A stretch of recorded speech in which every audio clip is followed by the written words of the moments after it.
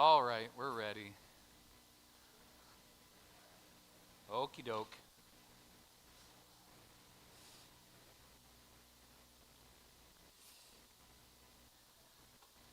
Sorry, I'm behind schedule this morning.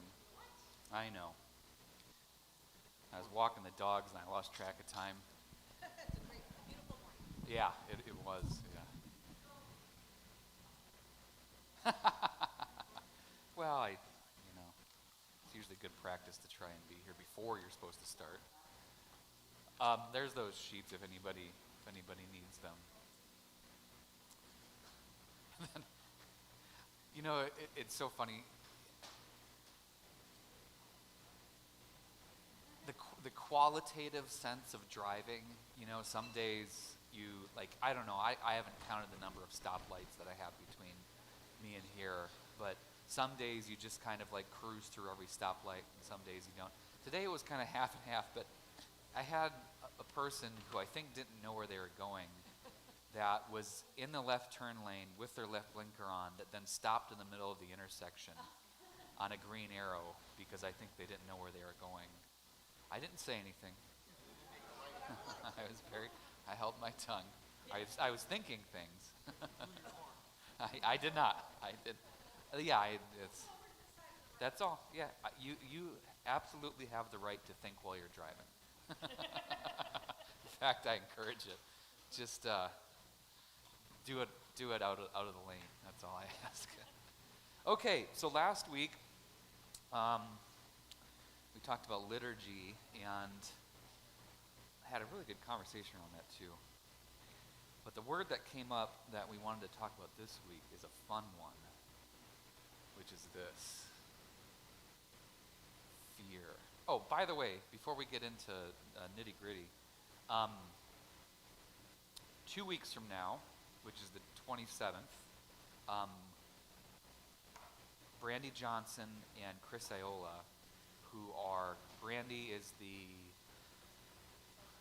I was going to say she's not the CEO. She's the director of Love One, who rents office space from us and is the major housing nonprofit provider in Clackamas County. And Chris is the brand new director of Father's Heart Shelter down in Oregon City. So they're going to be here on the 27th during this time slot to talk about fun, stuff. So advertise. I would love to have this room packed because it's be a very cool conversation to have because we have been working with them a long time. Plus, they're in our building. They're a shared ministry in a lot of ways. So, 27th. Also, I haven't officially scheduled it yet, but my inclination is to schedule the town hall talking about corner property funds the following Sunday, which would be November 3rd. Thank you, Ricky. And then that would give us time then to have another town hall at the beginning of December talking about worship stuff. So what that would mean is that I actually plan on wrapping this one up next week. So we'll wrap up the Stained Glass language next week. We'll have Chris and Brandy come in on the 27th. We'll do the town hall about the corner property funds on the 3rd. And then the rest of November and the rest of December, we'll do a different study. And my inclination is to do something Advent-based. I'm tempted.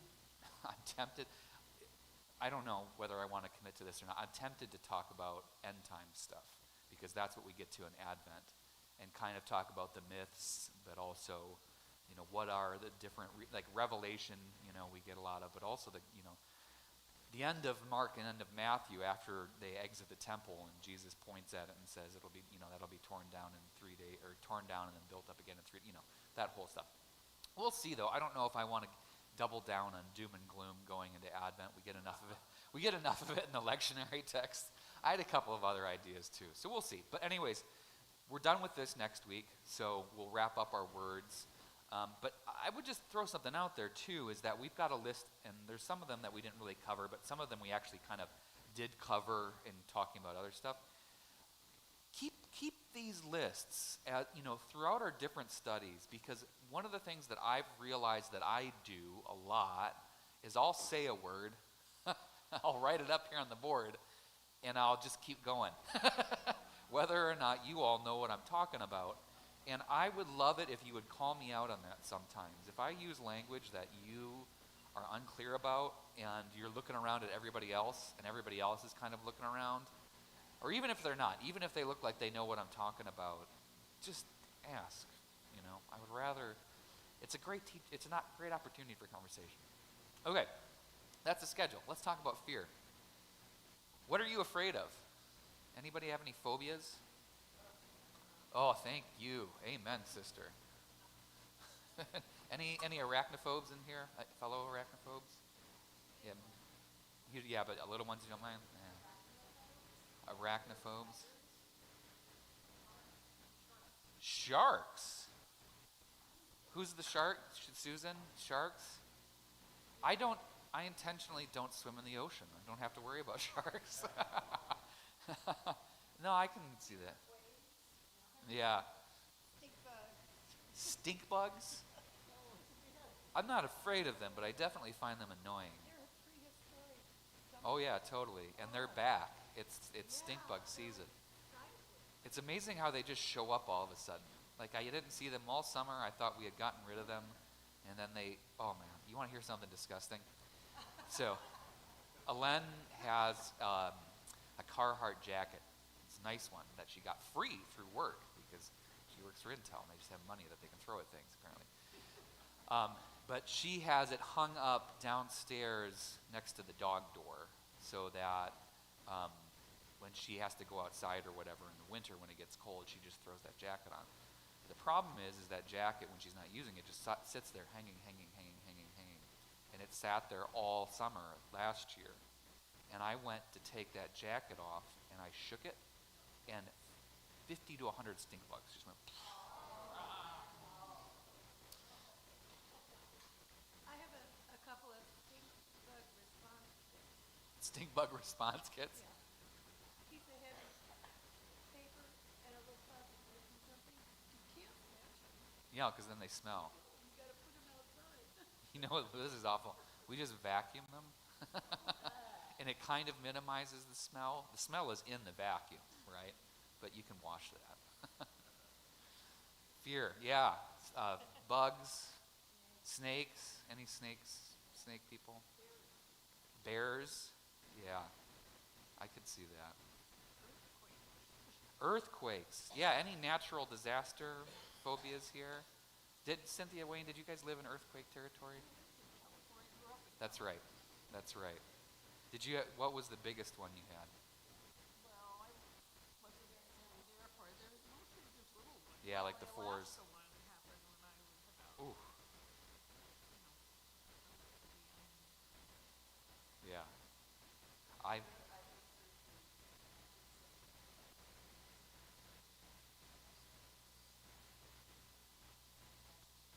Oh, wow.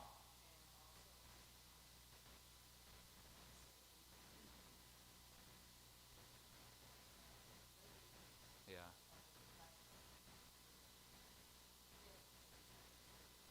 The aftershock.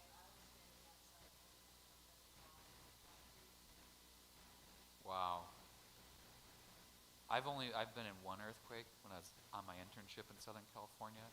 We were at a restaurant and I walked into the bathroom and I thought like a truck had hit the building, and I walked out of the bathroom and the chandeliers were all swinging and I felt like I was on a boat. It was the weirdest thing in the world, but it was over like that.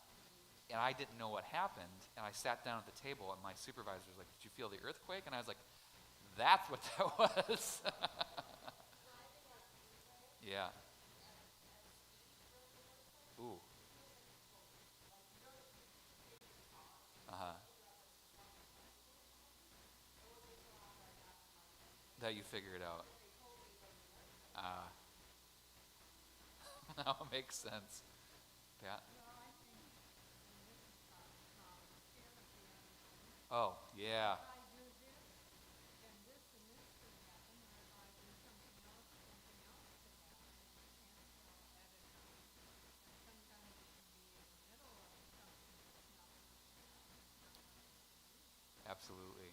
Absolutely. The fear of the things you don't have control over.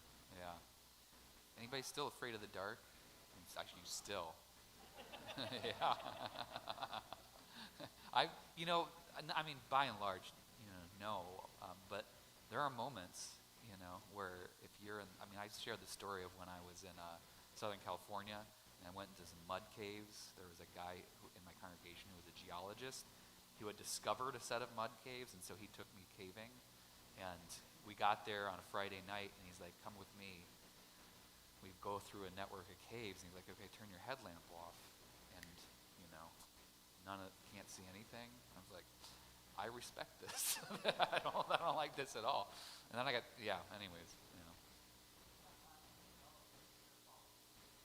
Yeah. Here's one of the funny things is, I don't know if I can still call myself a rock climber, I suppose so. But one of the major misconceptions is that people who rock climb or sport climb don't fear heights. And it's like, no, we fear heights just as much as everybody else. Like that doesn't change. Everybody is afraid of falling, I think. It's just that it's a bit of a mind over matter thing. It's mind over, and that's part of the fun of it. I mean, fun in scare quotes is overcoming that anxiety of like, realizing that, oh yeah, there's nothing between me and the ground except this thin little rope that's connected to a piece of metal. Elevators. Alen had me listen to you guys may listen to the Moth Radio Hour ever? Yeah. There was a Moth. It's storytelling. They have they have Moth events all over the world, and people come in and tell stories. And there was one about a woman who was from the UK that had moved to New York with her husband, and she was afraid of elevators, and they moved into like a 17-story building. And so it was a story of her overcoming. She did, but then finally, her parents came. You have to listen to the story to get a sense of it.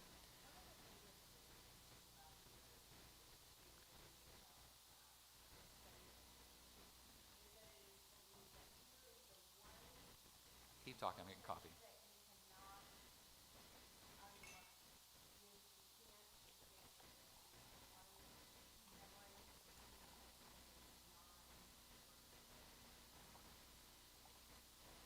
Meaning,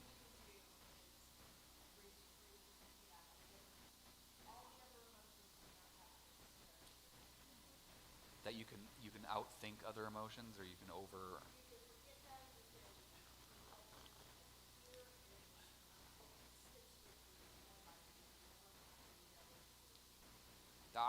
I think that's true.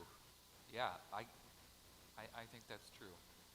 Um, and I don't want to get too much into like pop psychology, but I've often wondered at the correlations between fear and trauma, and how much of it is not necessarily the pain you experience, but like the fear of that pain. I don't know if that registers. Yeah. Claustrophobia, me too. Yeah.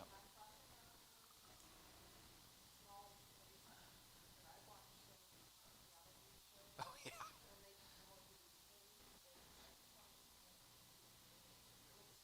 Yeah.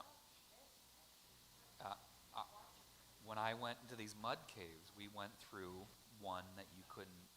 Any guy told me, he's like, you have to go on your back. I was like, I don't want to go on my back. It's like, no, you have to go on your back, because if you're on your belly, you can't move yourself. If you're on your back, you can inchworm, right? You can scoot with your legs. But if you're on your belly, I didn't want to be fair. I didn't have a whole lot of agency in this matter. Now we come about fear of the unknown. Yeah. No, I'm with you. I have no idea why people do that stuff. I had friends in Fort Wayne who were cavers, right? And that's a special breed of person. I tell you. Oh yeah.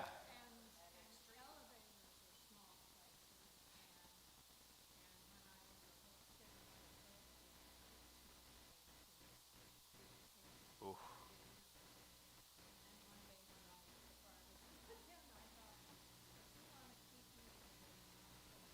Or if it collapses on you. Oh. This is, yeah. This is another reason I don't like flying, is I don't like that I can't move. That's my thing. I'm okay with elevators because I can kind of move around elevators. Elevators never. The airplanes. I mean, I'm in a metal tube already, right? And if I'm in my seat, I can't. Anyways. Yeah. So we're talking about fear, right? But we're talking about this word in the context of fear of God, right? I'm assuming.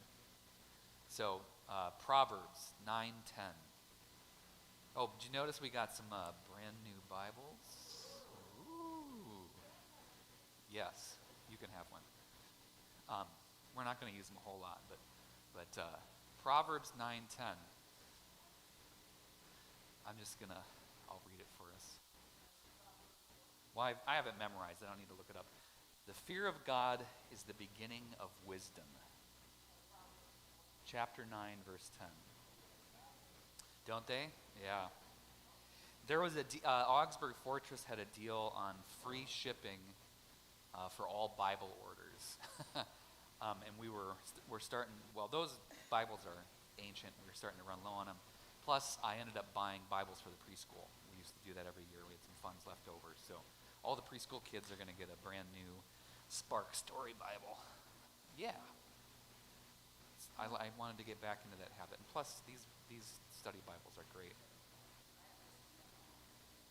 It's pretty fantastic. It has fantastic footnotes. Yep. And the text isn't too small. That was sorry, we're off topic a little bit, but we also could have bought the Pew Bibles, like the ones we have in there, the red ones. They haven't changed at all. It's still the same, but the font on it is tiny. So, but the fear of the Lord is the beginning of wisdom, and the knowledge of the Holy One is insight. Is the second half of that verse that we often leave off. So the fear of the Lord is the beginning of wisdom, and the knowledge of the Holy One is insight. And it isn't just this verse, right? So it isn't just Proverbs. The concept of the fear of God as a good thing is redolent. It's rife throughout the Old Testament, right? I suppose I could look up other references, but we in reading the Old Testament have encountered that idea enough. That it's so consistent that for those of you that are familiar with Luther's Small Catechism, what is the start of every one of Luther's explanations? You shall fear and love the Lord so that, etc., etc., etc., etc. You shall fear and love the Lord. So what we're going to talk about today is what does it mean to fear God? and it's not a simple thing. So let's start. Let's just talk about that. What does that mean to you, to fear God? I don't know why I'm bracketing this. I have fidgety hands. Yeah, like Luther's, yeah. Yeah, you shall fear and love God. Something you said really triggered something. Because once I was reading this class about Psalms, and people got so hung up on fear, Mm. they couldn't move on.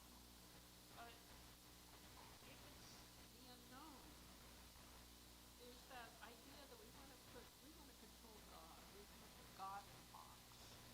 We want to, yeah, and God is beyond that. Not not that we like it that way, but um, God is a different sort of being. Even though we are made in God's image, we are not God, and we cannot really comprehend God and why God is the way God is. Yeah, absolutely. So maybe is that it? I think so. Yeah, I think you're onto something. Yeah. So this is an interesting thing too. One of the things that Western Christianity, and I don't mean the U.S., I mean after the Great Schism, when we had the Western, what became the Roman Catholic Church, that split off from the Eastern, what we call the Eastern Orthodox Church. one of the divisive pieces between it was the concept of iconography, right? So what we were happening in the West especially is a lot of artwork, right, that portrayed scenes of the Bible, artwork of Jesus, artwork of Mary, et cetera, et cetera. And this is really oversimplifying what was a complicated thing. But one of the issues was over the iconoclast controversy, which is the Eastern Church felt that you don't do that, right? You don't make artwork of God because to do so is to claim ownership over God, right? So think about it this way.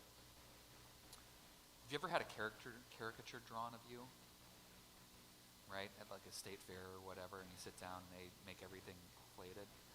And what caricature artists do, by and large, as I understand it, is they identify your most prominent features and they just dial them up to 11, right? But what a caricature does is it makes assumptions about what defines your face or what defines you.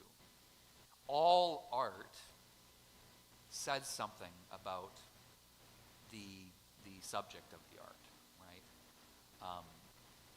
So if you have a portrait drawn, depending on how the artist portrays you and what clothing or whatever, they're making a statement about you. So one of the controversies was that a segment of Christianity felt that by making art about God, we claimed control over God, or we claimed to speak for God, or we cemented things about God, right? And so in the Eastern Church, you will find icons, iconography, right? And one of the major misconceptions is that that is not, in fact, art.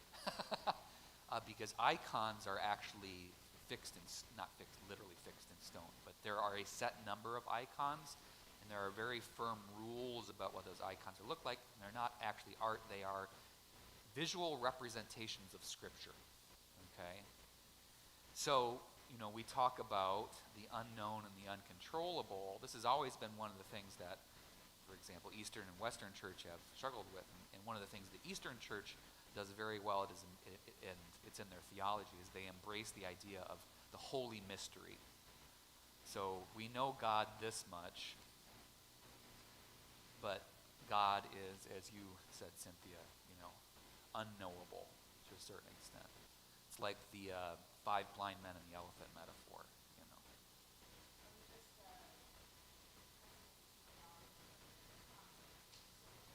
Ah,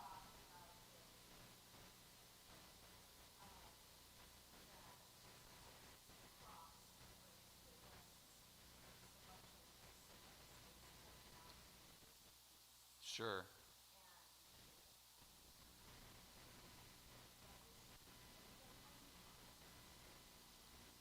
Well, not only that, is the cross itself, can become controversial in terms of, does the corpus belong on the cross? That's one of the dividers between Protestantism and Catholicism, or is it should be an empty cross? And people have had some wonderful theological arguments trying to justify that one direction or the other. But ultimately, we talk about, this idea, Cynthia, of God being unknown and uncontrollable, and to advocate that you shall fear God. And I don't want to put words into your mouth, but it sounds like what I'm hearing is fear means respecting that God is beyond your control. Susan. Yeah.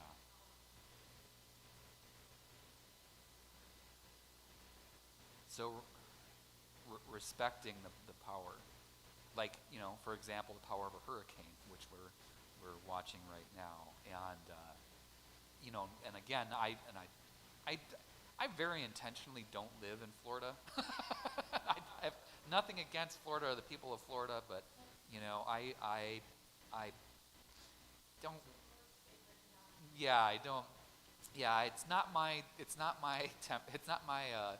climate. Number one, high temperature, high humidity. No thanks. Number two, there's many things about Florida. I mean, there are so many snakes and lizards and things.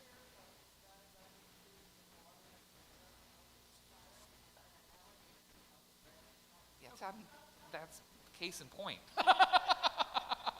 And hurricanes, I don't want to deal with hurricanes. Anyways, but, talk about respecting the power of a hurricane. One of the things that, they're struggling with is, hey, listen, people, you may have lived through hurricanes before. This one's different. You need to move, right? You need to evacuate. And Susan, one of the problems with respecting power is familiarity, right? Gosh, it's hard to say that word slow, familiarity. We think we know because we've experienced something similar. So then how do we maintain not being afraid of God? That's where we're getting towards. Yeah. That's what people are getting. That's absolutely where we're heading towards. We are afraid of. Somebody had their hand up. Paula. Well, fear brings the word awe. The word what? Awe. Awe.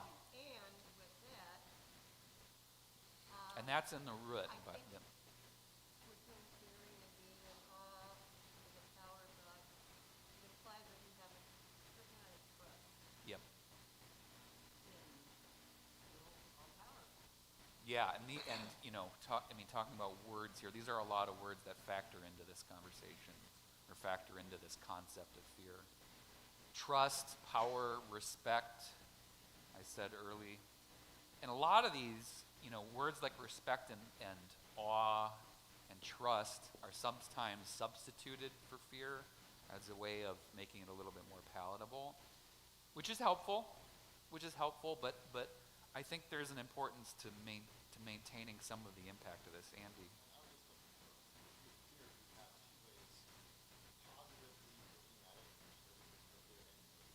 Yeah. Yeah.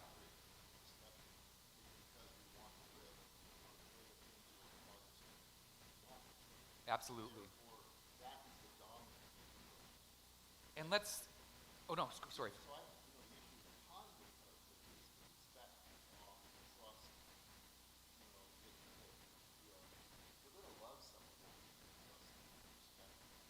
Yeah, absolutely. And let's kind of define, too, the consequences of these different perspectives of fear. How many of you feared your parents? Yeah, I did.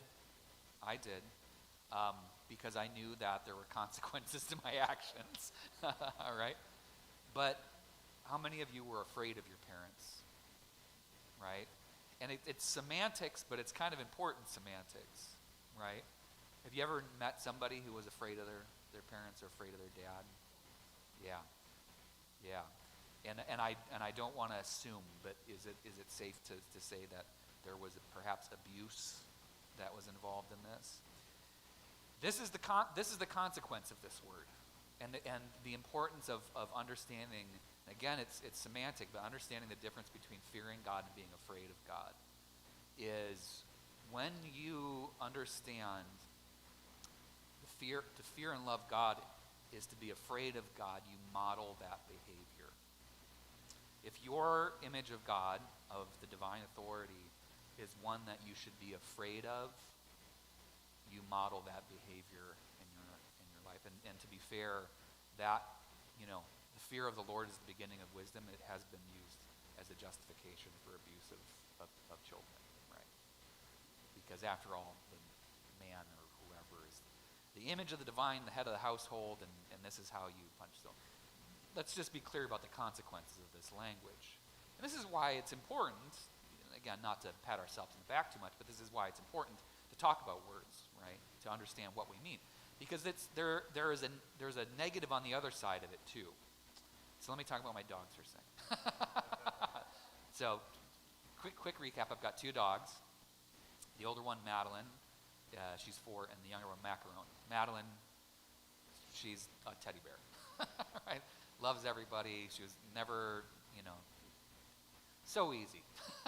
Macaron is different. And one of the core things for Macaron that contributes to his behavior is fear. And to be fair to him, he is a dog living in a human world, right? This is one of the things that I don't think people often comprehend is how alien the world must feel to an animal, right?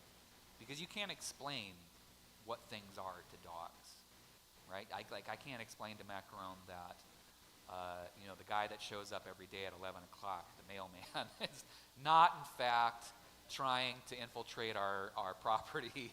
He's, but I can't explain, that he's got a thing with feathers. I don't know why. It's so funny. I think it's because feathers move weird in the wind, and he doesn't quite understand that they aren't alive. So he will treat the feather as if it's a dangerous snake. It's really fun to watch. Anyway, but fear is a big part of his life, in that everything is a threat.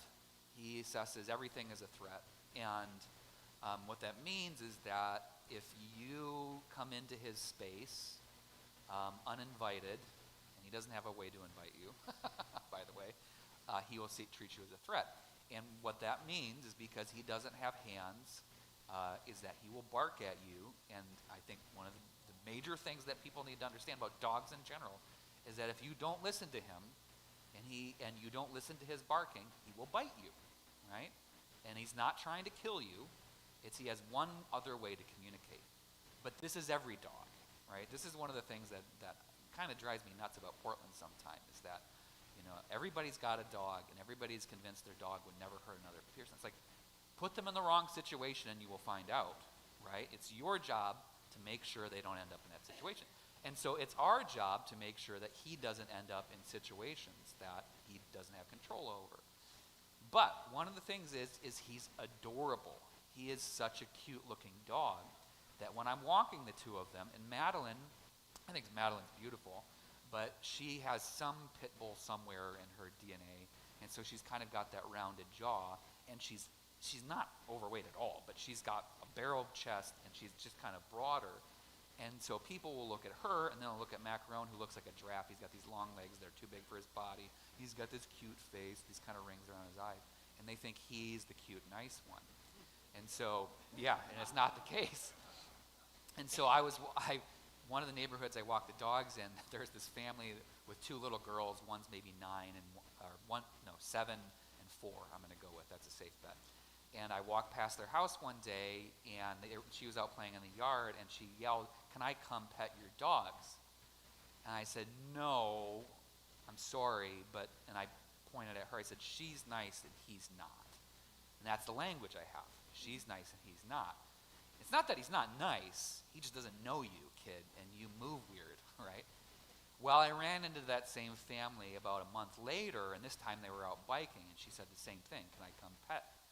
And I was like, "Okay, we'll give it a go." So what I have to do is I tell Macaron, "Sit, watch me," because what I'm saying to him is, "I know you're afraid, but just trust me that I've got control of this situation." And it's tough. He sits really well, but he is as rigid as a board, and you can see his legs quiver. He's like, "That little kid's coming closer, man." But he did really well. She came up. Madeline, of course, went up and was like, "Oh, I love you. I don't know who you are, but you're the best." Right? And the little girl petted her, and the girl was great, and a really well-trained kid. She must fear her parents. And the girl walked away, and that was the end of it. 2 weeks later, I was walking the dogs, and the girl was out there with her mom, but there was another family with like 3 boys. And the girls, and I'm walking past them, and I'm like trying to stay to the side of the road. Maybe they'll not notice that I'm here. And the girl's like, "Oh, can I come pet your dog?" And I reminded her, I said, "You can pet her, but not him." And he sat, and she came over and was petting Madeline. And one of the boys said, "Well, why can't we pet him?" And at that moment, Macaron barked at him. And the little girl pointed at him and said, "That's why." But here's the thing, is that you need to fear Macaron, right? You need to respect that he is an animal that has sharp teeth, right? Who can't communicate with you and can't understand what you're doing, right? So you need to fear him because there are consequences to what might happen if you get in his grill, and it's my job to make sure he doesn't get in that situation, okay? And this is something that I think we human beings so often struggle with in terms of the divine, is Jesus is our buddy. There's an emphasis, especially in Western Christianity, on having a personal relationship with God. A personal relationship with God, which is great. Nothing wrong with that. I think that's very important. But one of the consequences of understanding a personal relationship with God is we often understand that relationship as being the same as the personal relationship I have with my brother, right? Which means my brother and I, can give each other crap and do all the things. And it's not that, and this is the tough part about articulating that. It's not that God is beyond humor, but God is, powerful, unknowable, and beyond me. Does anybody read The Lion, the Witch, and the Wardrobe, that series, Chronicles of Narnia? I mean, that was my bread and butter growing up, that and Lord of the Rings.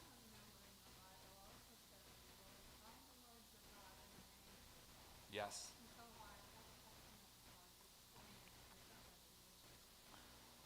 And it's I, the Lord your God, and a jealous God,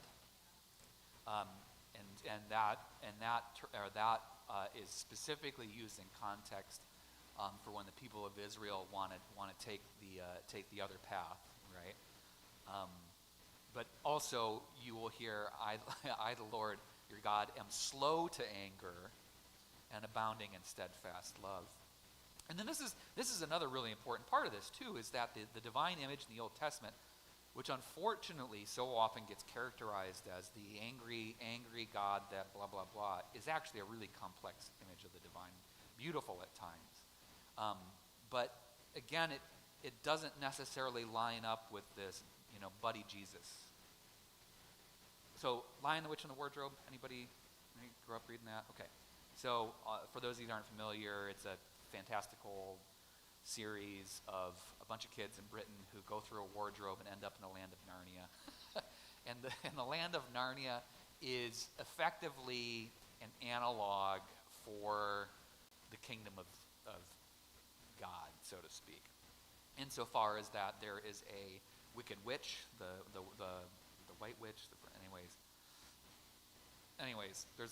but then there's also Aslan, A-S-L-A-N, who is the lion, who is the Jesus analog.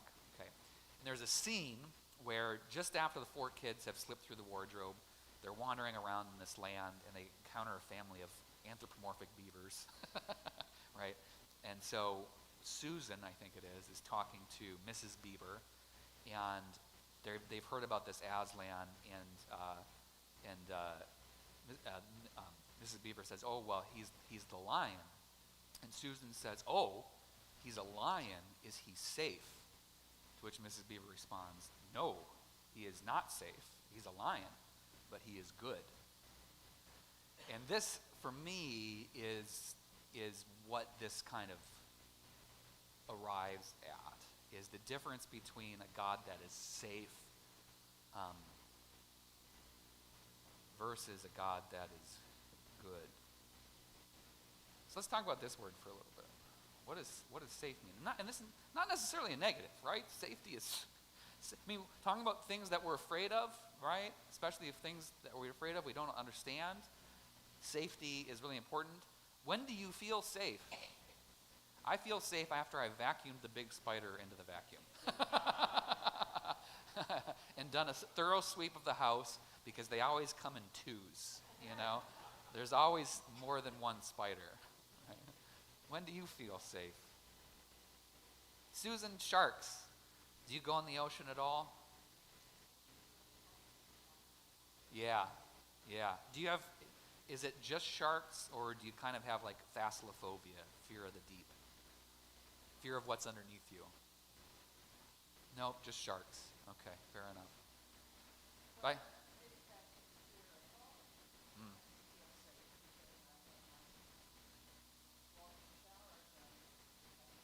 Oh. That's amen, sister.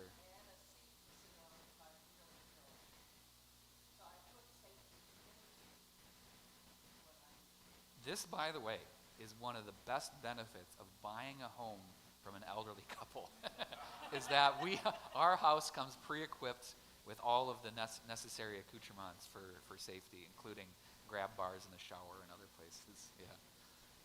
That's a good metaphor. What about people that are safe? Oh, yeah. How many people have an image of safety in their parents' arms? Oh, yeah, that's huge for me. Yeah. Yeah, I've got a couple of very vivid ones in particular. Is it possible to understand God as safe? And we're talking about semantics here because it's different uses of this word.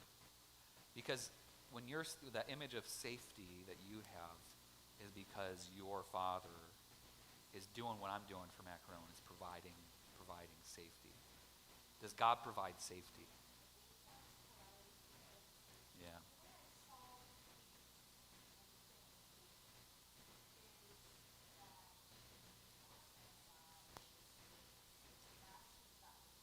Yeah. Hmm. It is. What do we mean, when Mrs. Beaver says to Susan, no, he is not safe? What does that meaning of safe?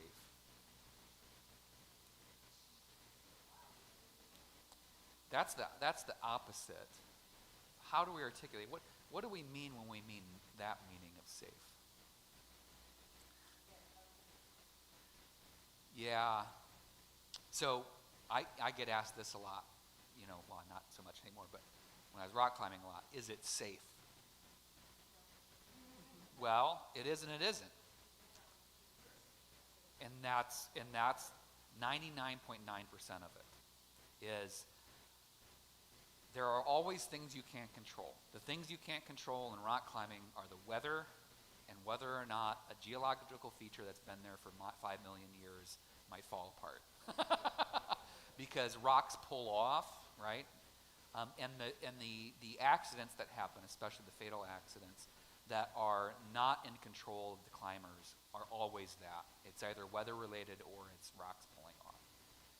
Almost, and again, I'm making this number up. It's kind of a qualitative, but I would say 99% of rock climbing accidents are human error related. And 75% of them are unfortunate. It just happened. People rappelling off the end of their rope. This is the worst part, is it's not actually while you're climbing. Does anybody know what rappelling is? Yeah, so you've made it to the top. Now you want to go back down. The way you do that is often you do what's called a single rope rappel, where you loop it.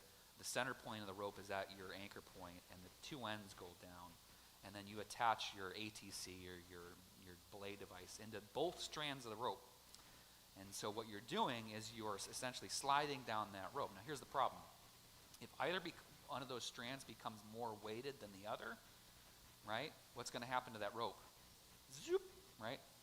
Or if you get to the end of the rope and there's nothing there to stop you, you just slide off the end of the rope and fall 500 feet to your death. That is the most common accident in climbing. So here's the question: is climbing safe? No and yes. It's as safe as I can make it, but there are some things I can't control. And for me too, this is a helpful way of thinking about what it means to fear and love the Lord, fear and love God. Is God safe? God provides safety, right? I have a relationship with God. I know God to a certain extent, but there's a lot about God that I don't know. I can't control God. So in that regard, no, God is not safe. In the same way that fire isn't safe, in the same way that dogs aren't always safe. Because even the most well-behaved dog, if you put them in the wrong situation, they're going to react like they're going to react. And that is the thing that I think, the Hebrew Bible authors are trying to reiterate. But here's a really important question. When do we see, did I write the word down? When do we see this come out? When do we see God become not safe? When do we see God's anger? What's that? Golden calf. Golden calf, yes. I don't know. They just threw the gold into the furnace and out came a golden calf. Sorry, that's my favorite story. That's Aaron talking to Moses after Moses comes down and is like, what the heck, dude? Like, come on, man. Yeah, I don't know. They just threw all the gold into the fire and out came a golden calf. I don't know. Disobedience. Okay, hold on. We need a clear board for this. Why, for those of you in here who have been responsible for another human being's development, whether as a parent or as a pet owner or as a teacher, why is disobedience so frustrating?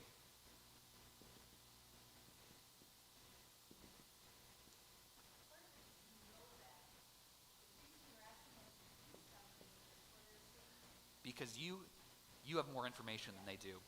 You have more information than you do. Okay, safety, but also, okay, and I'm thinking about it from a teaching perspective. Teachers in the room, a couple of us. Why is disobedience from students frustrating? It screws up your lesson plans. Amen. But also, I'm doing my cardinal sin of having something in mind and trying to get you to guess it. What is the goal of teaching? For them to learn. And if they're disobedient, they're not learning, right? Yeah. So it's like same thing. You're trying, Brenda. You're trying to don't put your hand on the hot heating element, right? You're trying to teach them. I know things that you're not privy to. Just again, I shouldn't have raised that word. Trust me. I used to worry about kindergartners in school who would get angry just like that. Mm-hmm. Because I always thought those kind of what we would do in the young grade. Sure. So we're done on somebody. Sure. It doesn't mean it won't come back. That's how much it's only to do. But this is a very interesting thing too, and everything relates back to my dogs. But this is one of the things we struggle with in macro. But I just visited a friend of mine who I've known since we were this big, and when he was little, he was the angriest child in the world. He had the worst temper, and it was one of those kids where I even remember as like a 7-year-old knowing that I needed to tiptoe lightly. He has done a complete 180. He is one of the kindest, most patient people. He's got 3 kids, right? And I visited him for the first time in like 20 years. It was amazing to see him when I was back in Michigan. But, I think one of the reasons that he has come out that way is because he has learned discipline, right? And again, that word obedience can be really, really, really tough for us. But I think because my friend Adam also understands the consequences of letting your anger get the best of you. But yeah, angry people are scary to be around. And as somebody who has a very long fuse with a very big bomb at the end, I'm uncomfortable around people that have short fuses. I don't know how to behave.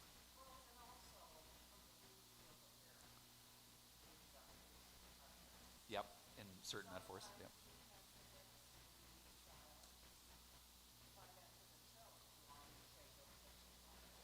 Yeah.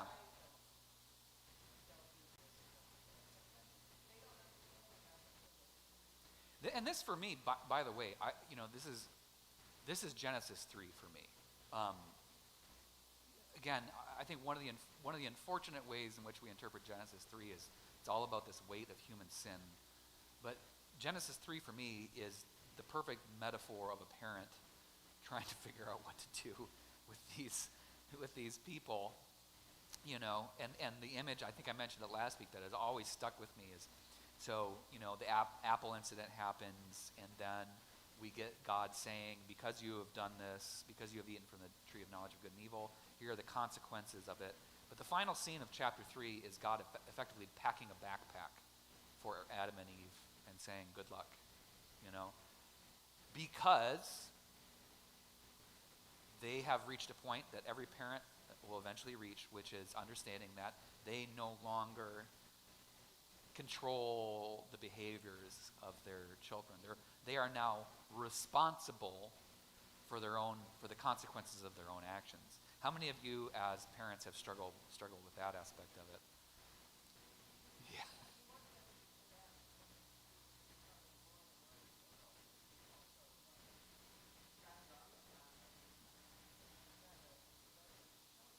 How many of you have children that made different decisions than you would have had them make? I got to tell you, it's so funny because when I called up my parents at 2 in the morning telling them I figured out what I want to do with my life, I want to go to seminary, that is not what my dad would have wanted me to do at that point in time.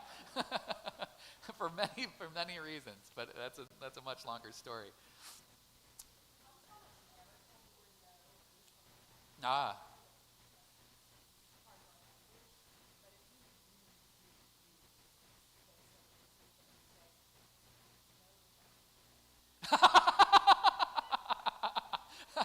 I don't know if that's a good idea. That's a great way to, yeah, I don't know. I'm not sure that's such a good idea. Yeah. I think so too, Warner.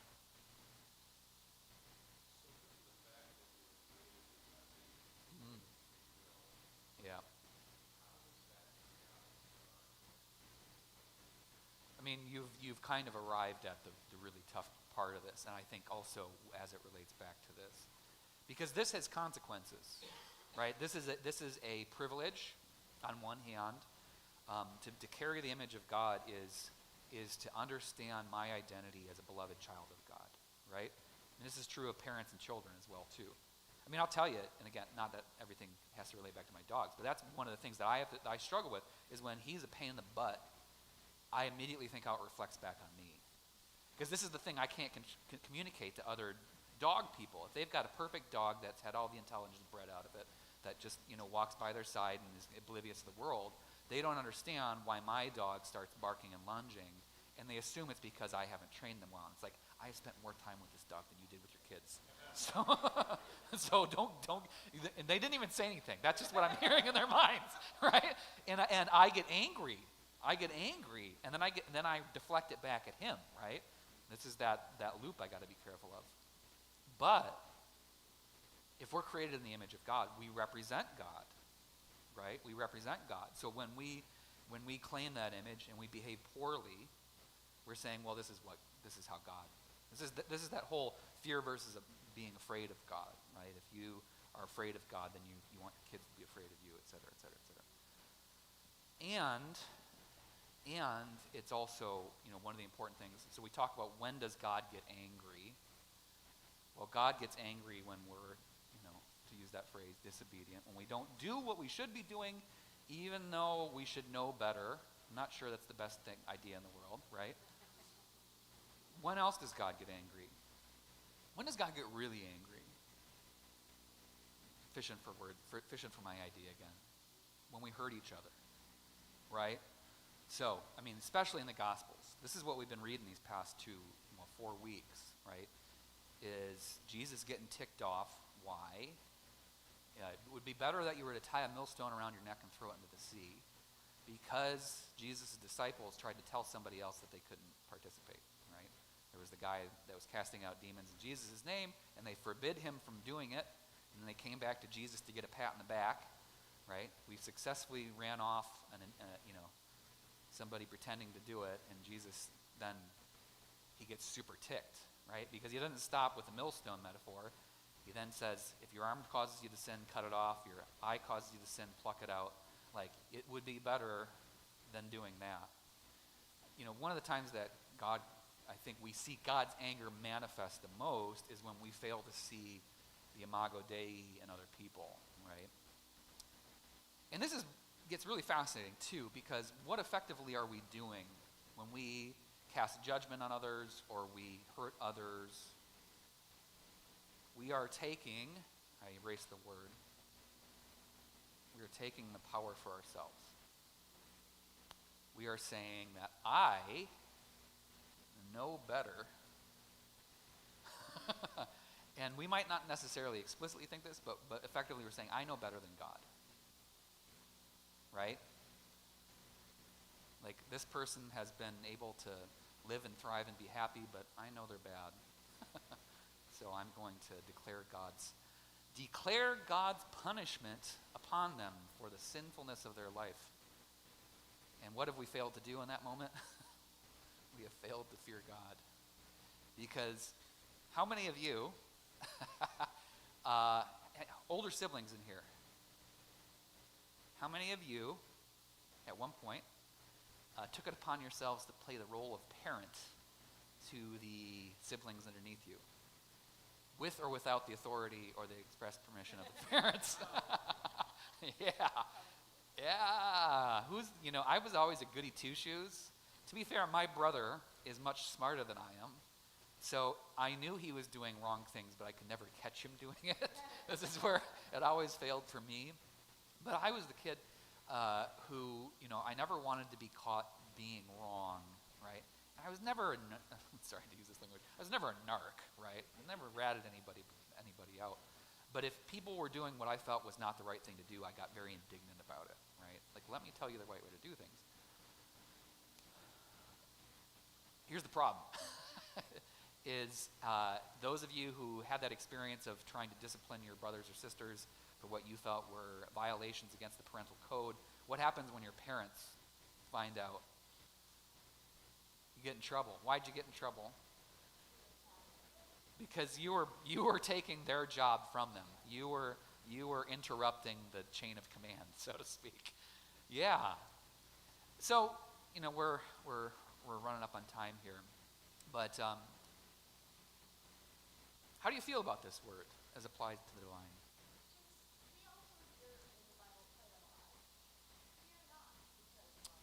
Oh man, every time an angel shows up.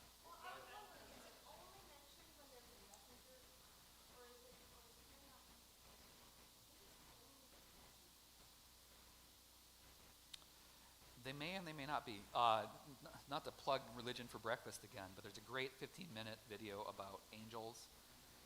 That's well worth it. So, yeah, quick. Anybody, here in media or otherwise that, well, actually angels in the Old Testament have 9 wings and 15 eyes and are terrifying looking. It's not true. Okay? So, here, we're going to do a quick Hebrew lesson. Well, I'm not going to remember the Hebrew. There are angels, which are in the Greek, angelos. There are cherubim, seraphim, and another im. Yod, mem is the plural, right? So, Nephilim. Angels are messengers, 100%, all the time. When the 3 dudes show up to talk to Abraham, they are angels. I can't remember the Hebrew word for angel. When the guy shows up to wrestle Jacob, angel. When the angels show up to talk to Mary, angel. And they always appear as human beings. Okay? Cherubim, seraphim, and, Nephilim is actually kind of a third special case. But cherubim and seraphim are the ones that supposedly look weird. And that description uniquely comes from the book of Ezekiel, nowhere else. So according to Ezekiel, they're weird looking.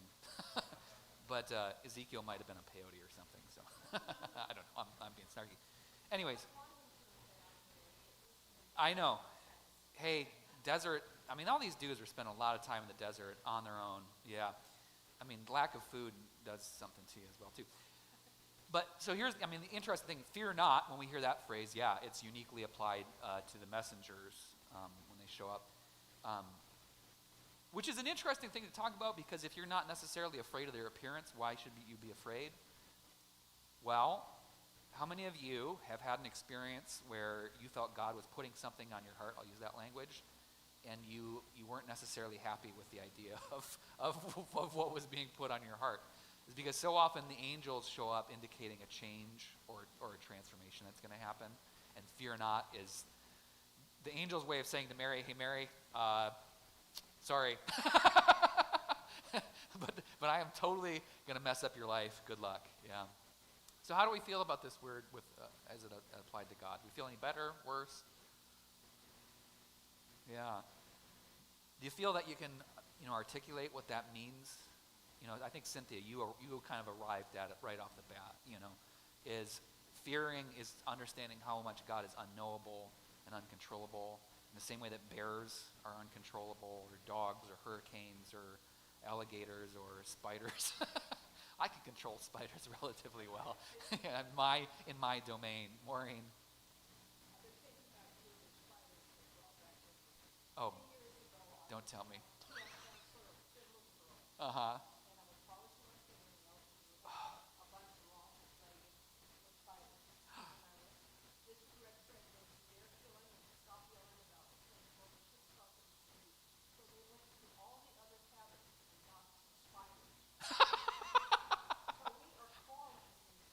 Oh, Maureen.